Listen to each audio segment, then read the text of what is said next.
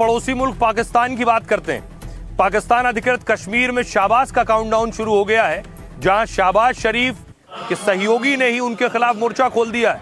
सवाल उठ रहे हैं, क्या वाकई शाहबाज शरीफ का तख्ता पलट होने वाला है? यहां तक बात होने लगी है। पहली तस्वीर देखिए कि पाकिस्तान अधिकृत कश्मीर के तथाकथित चुनाव की तस्वीरें दिखाते हैं, जहां पहले 2 चरण की वोटिंग हो चुकी है। तीसरे चरण की वोटिंग 10 अगस्त को होने वाली है। इसके साथ ही अगली तस्वीर देखिए, पाकिस्तान अधिकृत जम्मू कश्मीर में जितनी चर्चा चुनावों की नहीं है, उससे ज्यादा वोटिंग के दौरान हुई हिंसा की है। 2 चरणों के मतदान के दौरान वहां जगह जगह आगजनी हुई और हिंसा हुई। इतना ही नहीं, एक तरफ पाकिस्तान अधिकृत कश्मीर में हिंसा हुई, दूसरी तरफ पाकिस्तान में सियासी उबाल देखने को मिल रहा है। शाहबाज की सहयोगी पार्टी पाकिस्तान अधिकृत जम्मू कश्मीर में उनके गले की हड्डी बन गई है। अब देखिए क्यों शाहबाज का काउंटडाउन शुरू हुआ, यह आपको समझाता हूं। पाकिस्तान अधिकृत जम्मू कश्मीर चुनाव को लेकर शाहबाज सरकार को अल्टीमेटम मिल गया है। यह धमकी किसी और ने नहीं, शाहबाज की सहयोगी पार्टी पीपीपी ने दी।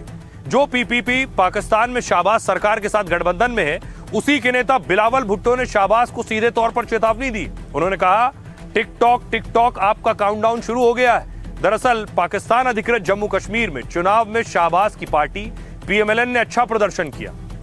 अब पीओजेके के तथाकथित चुनावों में शाहबाज सरकार आगे चल रही है। 27 जुलाई और 3 अगस्त को हुई वोटिंग में पीएमएलएन को बढ़त मिली है, लेकिन इसी बीच बिलावल ने नवाज की पार्टी पर धांधली का आरोप लगा दिया। वो बोले, अगर चुनाव चुराने की कोशिश हुई तो पाक सरकार का काउंटडाउन शुरू हो जाएगा, क्योंकि इससे पहले पाकिस्तान अधिकृत जम्मू कश्मीर में पाकिस्तान पीपल्स पार्टी ही सत्ता में थी, लेकिन अब तक हुए चुनाव में पीपीपी के हिस्से में महज 9 सीटें आई हैं। सुनिए जरा बिलावल भुट्टो क्या कह रहे हैं। क्या आपको वो आवाज सुनाई दे रही है? जरा गौर से सुने। टिक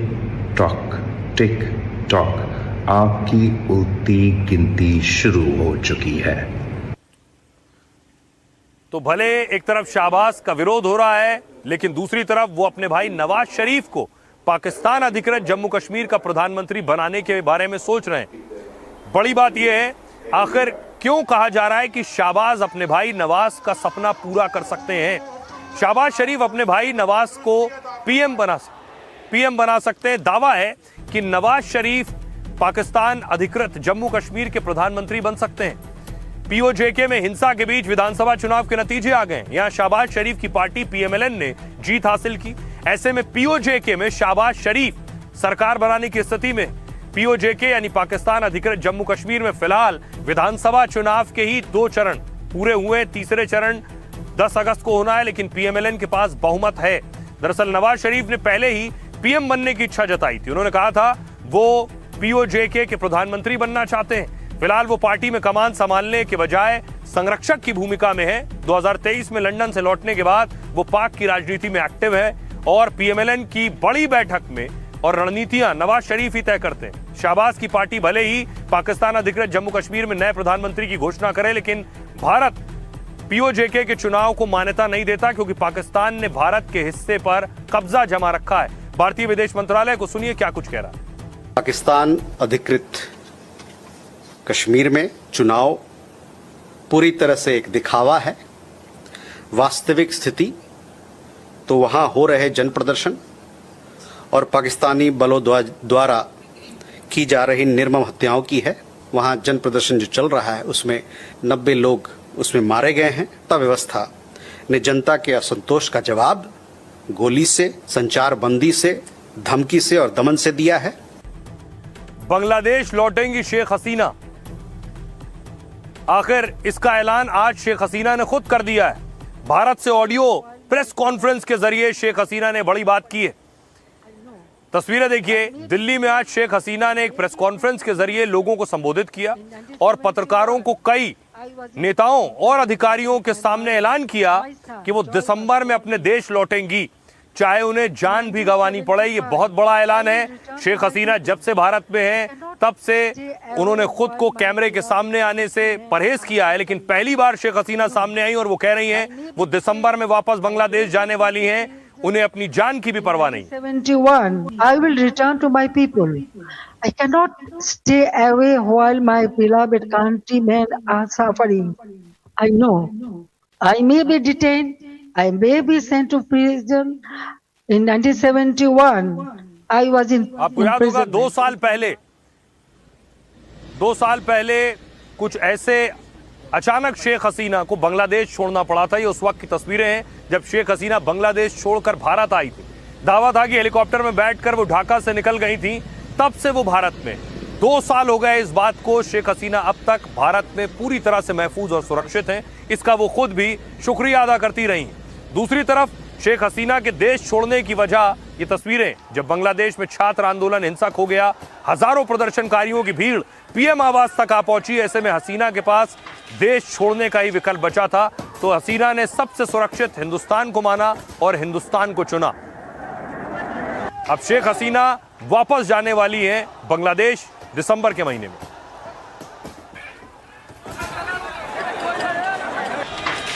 I will return to my people. I know I may be detained, I may be sent to prison. Hindustan में बैठकर शेख हसीना का यह ऐलान बांग्लादेश के कट्टरपंथियों को बहुत चुभने वाला है, क्योंकि जिन शेख हसीना को हिंसक छात्र आंदोलन की वजह से बांग्लादेश छोड़ना पड़ा, वो फिर से अपने मुल्क में धमाकेदार वापसी करने वाली हैं। इसका ऐलान शेख हसीना ने ठीक उसी तारीख पर किया जब उन्हें तख्ता पलटकर बांग्लादेश छोड़ना पड़ा था, मगर अब हसीना ने घर वापसी का ऐलान कर दिया है। ETV, you had given us an interview where you first revealed that you will be going back to your homeland in December this year. But I also want to communicate. Your son just said that, there's no communication happening with the government. But would you want some kind of a back channel with the government before you revisit and return to your homeland? Here is our friendly country. Anytime Bangladesh is in a disastrous position, India always stand behind them. And they give shelter every time. 1971, then 75, and still. Now, government to government relationship, that is different. But India always has been a great friend, and I know they will remain that. तो क्या बांग्लादेश में फिर सियासी सरगर्मी बढ़ने वाली है? मोहम्मद यूनुस जा चुके हैं, ढाका में नई सरकार आ चुकी है, लेकिन अब शेख हसीना की वतन वापसी क्या नए समीकरण बनाने वाली है? देखिए, बांग्लादेश की पूर्व पीएम शेख हसीना ने वर्चुअली संबोधित किया, 25 मिनट भाषण दिया, कैमरा बंद रहा उस दौरान। इस दौरान वो भावुक भी हुई, लेकिन उन्होंने बड़ा ऐलान किया। शेख हसीना ने कहा, मैं अपने लोगों के पास वापस लौटूंगी। हसीना ने ऐलान कर कहा, मैं दिसंबर में बांग्लादेश लौटूंगी। इस दौरान उन्होंने खुद को जेल भेजने या मौत की आशंका भी जताई। कहा, वो मुझे जेल में डाल सकते हैं या फिर मार भी सकते हैं, लेकिन फिर मैं बांग्लादेश जाऊंगी फिर भी, क्योंकि उस पटरी पर उसे उस देश को वापस लाना है। शेख हसीना ने कहा कि बांग्लादेश की आवाम पर मुझे पूरा भरोसा है। हसीना ने दावा किया कि उन्होंने इच्छा से बांग्लादेश नहीं छोड़ा था। उन्होंने कहा, प्रदर्शनकारी पीएम आवास की ओर बढ़ते जा रहे थे, मेरे पास वहां से निकलने के लिए सिर्फ 30 से 40 मिनट का वक्त था। हसीना ने कहा, तब उन्हें नहीं पता था कि वो देश छोड़कर जा रही। वो अपने पैतृक गांव जाने वाली थीं, लेकिन देश छोड़ना पड़ा।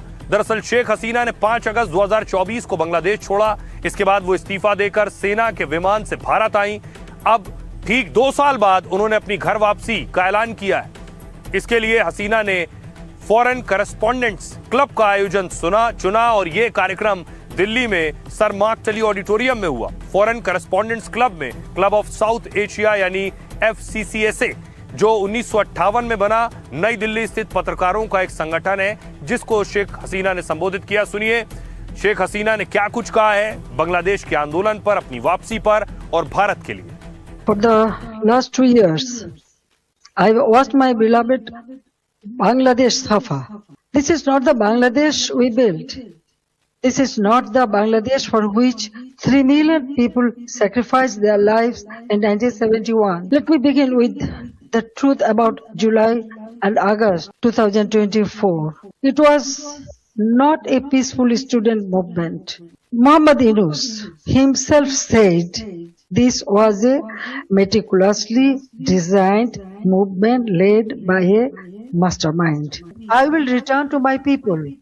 I cannot stay away while my beloved countrymen are suffering. I know I may be detained, I may be sent to prison. They may try to enforce verdicts issued in fabricated cases, but fear cannot decide my duty to the people. My life moved beyond calculations of personal safety long ago. Here is our friendly country. Anytime Bangladesh is in a disastrous position, India always stand behind them and they give shelter every time. 1971, then 75, and still. Now, government to government relationship, that is different. But India always has been a great friend, and I know they will remain that. Now, about us, yes, I told you that I was not ready to leave my country. I didn't know that I am coming here, but somehow I reach here. लेकिन शेख हसीना की press conference आसान नहीं थी। शेख हसीना की इस press conference से पहले देखिए क्या हुआ। बांग्लादेश ने कैसे इसे रोकने की कोशिश की और रोकने के लिए भारत से गुहार लगाई बांग्लादेश ने। भारत ने क्या कहा, क्या कहकर मना किया, ये आपको बताऊं। भारत बांग्लादेश शेख हसीना पर रिश्ते खराब नहीं करेंगे, पहली बात, क्योंकि हसीना की प्रेस कॉन्फ्रेंस को लेकर बांग्लादेश ने कहा हम अपने पड़ोसी देश भारत से रिश्ते खराब नहीं करना चाहते।